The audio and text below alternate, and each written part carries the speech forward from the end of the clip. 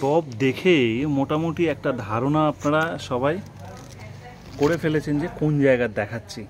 তবে প্রচুর মানুষ বিভিন্ন ধরনের কমেন্ট করেন, কোশ্চেন করেন, তাদের জন্যই বলা যে এই যে আমরা প্লাস্টিক টব যতই বলি, ড্রাম যতই বলি, আর লোডের জন্য হলেও মাটির টবের কোনো তুলনা বা জুড়ি মেলা ভার।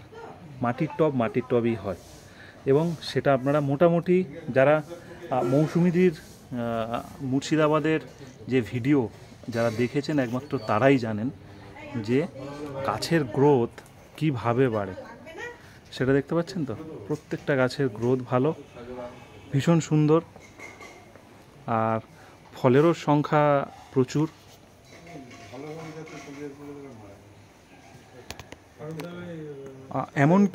এমন কিছু গাছ আছে যেগুলো ডাইব্যাকের সমস্যায় ভোগে, সেই রকমও কোনো কিন্তু সমস্যা নেই। বিশেষ করে আমড়া গাছ, কামরাঙা গাছ, কিছু লেবু গাছ, এখানে কিন্তু কোনো গাছের কোনো রকম সমস্যা নেই, একদম ফ্রেশ গাছ। তো সেই জন্য বলবো, যারা নতুন একদম বাগান করছেন, শুরু থেকে বুঝতে অসুবিধা হয়, তো তারা শুরু করুন মাটির টব দিয়েই। মাটির টব যদি আপনার ছাদের ক্যাপাসিটি, লোড সব কিছু মেনটেন ঠিক থাকে, মাটির টবের থেকে কোনো কিছু ভালো হতেই পারে না, যে যতই বলুক। সেটা পদ্মের জন্য হোক, কিংবা ফল গাছের জন্য হোক, কিংবা ফুল গাছের জন্য হোক।